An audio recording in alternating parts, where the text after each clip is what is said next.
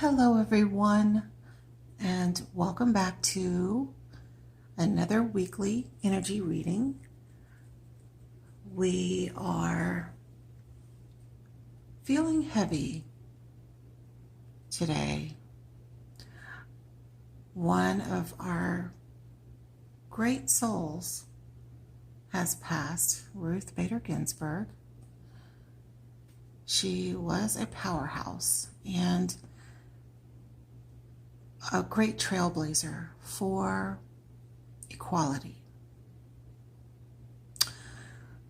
So I have lit candles in her honor to show gratitude. So I do take a couple minutes to honor her soul and thank her. Thank you, Ruth Bader Ginsburg, for your life of service, lifetime of service, and for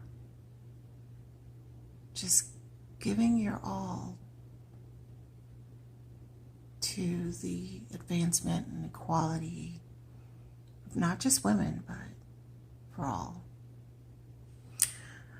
All right, so we're going to jump in. I'm going to pull a few cards, not super in depth, but we're going to look at the energy of this week with things being continually, I feel like it's a gradual boiling point that we're coming to. Weekly, things are just picking up, ramping up. We are feeling the intensity of the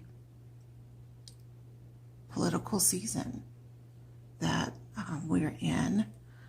So I'm asking Spirit to give us advisement to help us through. We know how we're feeling.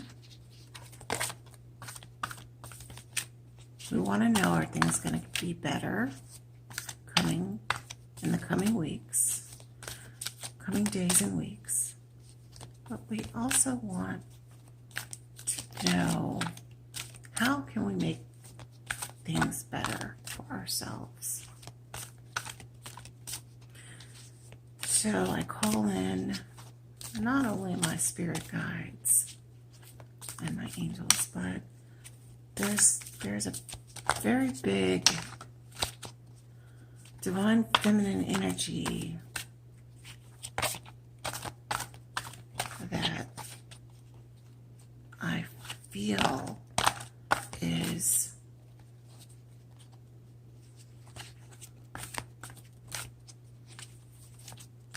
a big part of what we need to recognize. So I've got my cards for Goddess Isis. I'm going to pull one card from her to receive her message. And then we'll pull a couple of other cards from my tarot deck. And there's the card that she wants us to pull. And I will also pull a card from my angel deck. All right, so Cartouche. Cartouche, Divine Names of Power. This card is about, on the surface, it's about titles. It's not so much about how other people title us or what names are given to us, but the name that we give ourselves. What is the power of our title? What do we name ourselves? Who are we?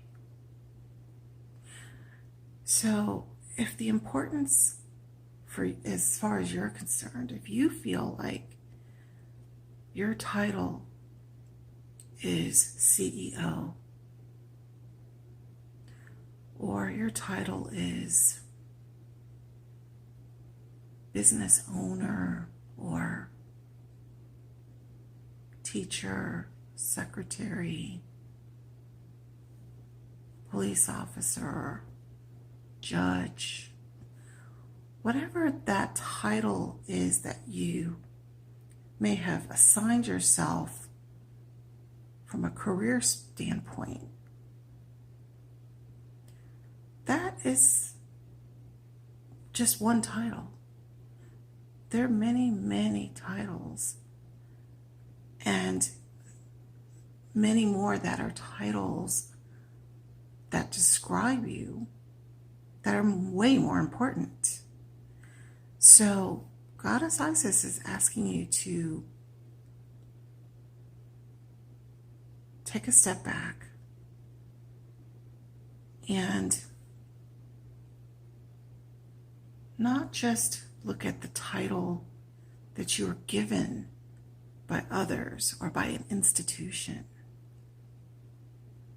Look at your true title. True titles may be mother, father, brother, friend, sister, cousin, caregiver,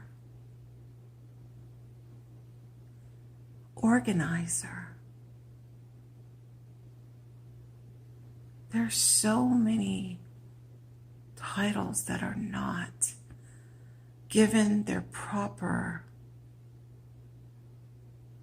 allegiance. These are the titles that should be elevated. Now, we can define those titles in many ways. And that's important, because just because you may be a mother may not mean that you are mothering. Just because you may have the title of caregiver may not mean that you're fully caring. So let's examine these self-given titles, these real titles that we are, and fully embrace them. Look inside to see if we are being all that we can be. And if we find shortcomings, then let's work on those. This is a time, we're in a dark phase right now, and it's a self-examination phase. It can be dark because it's really easy to point fingers at other people and find fault with other people. But to look within it's a difficult thing. It can be difficult to self-examine. Now, the reason we want to do this is because this is a very powerful thing for our self-growth, for our soul growth. So when you do this self-examination, you are growing your soul. You are becoming more empowered because you're taking yourself through a healing process. And that is not a pretty thing. Healing is definitely a process that we have to go through. You can't get around it. You think you can by pushing it to the side, ignoring it. You know, there are things that you may think you've conquered, but you haven't. And one of the best ways to know if you've healed or conquered something is to take a look at the things that push your buttons. You know, what things push your buttons? What things that a person may say to you, or situations that you might be in that you observe something and you are triggered. Those are the things, those are the things that will alert you as to what you may need to work on internally. Why is that triggering you? Why is that making you feel like you want to run away, or that you want to be lashing out at someone? Those are the things that you can work on. Now, you can't force yourself to work on them, but it is the advisement in order to grow, to become a more loving person, a more compassionate person, to work through those triggers and pain in order to get to the other side. Go through that healing process, full healing process, to get to the other side of healing. Okay. Now I'm going to, as I drop one of my beads, I'm going to pull a angel card. So Goddess Isis is saying, take a look within, re-examine who you are, what your true titles are, how can you become that better person. And the angel card, advisement is to play. Beloved one, it's time to set aside work for a while. Don't worry. We will oversee your responsibilities to their completion. Playfulness, gaiety, and laughter will lift your energy so that you'll return to work with a renewed perspective and heightened energy. So Spirit is saying that, okay, with all this heaviness, all this, all of the things that are happening around you that are seemingly negative, well, in reality that are negative, you need to carve out space and time to play. Now, I know that some may be limited in what they can do, you know, with the distancing, but there are things that you can do to have fun and enjoy. Getting outside, walking is something that is very important. Playing outside is important. The other thing is laughter. Laughter is so important right now. I cannot tell you how healing that can be. And I'm not talking about just a little laughing. I mean the belly laugh that you just feel it throughout your whole body. So my recommendation is to find some funny videos, find some videos of bloopers or funny animal videos, funny videos of people, doing things and they may mess up on something or just something funny. Joking, laughter. This is so important right now. So your advice is to not only go within and try to heal some of these areas in your life that you are, have not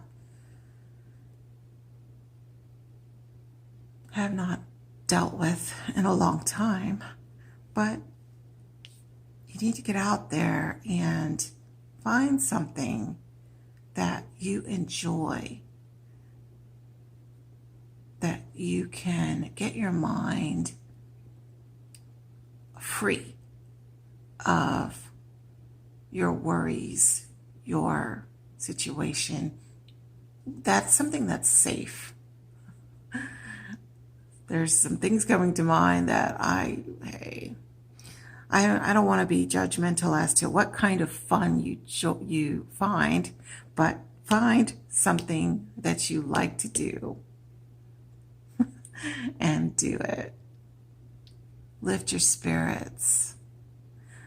If you are someone who is a comedian yourself, someone that is, if you're like the jokester in the family or whatever, call some of your friends or family up and lift their spirits. Say some things that are going to bring laughter. All right, so this coming week, and I say going forward even after this week, definitely carve out time for play. Okay, everybody, I want you to do your best to have a really good week despite the things that you see going on, happening around you. There are going to be more things coming. Hate to say it, but there are. But you have control over your surroundings, yourself. Please do your best. And look forward to things that are good. Whatever the things are that you want, look forward to those. Focus on the things that you want to see come to fruition. Every time you have a thought that may be negative, stop yourself at that moment, turn it around. Think about those things that you want to see positive coming your way and coming the way of your family and friends. Thank you so much. Have a wonderful week. Namaste.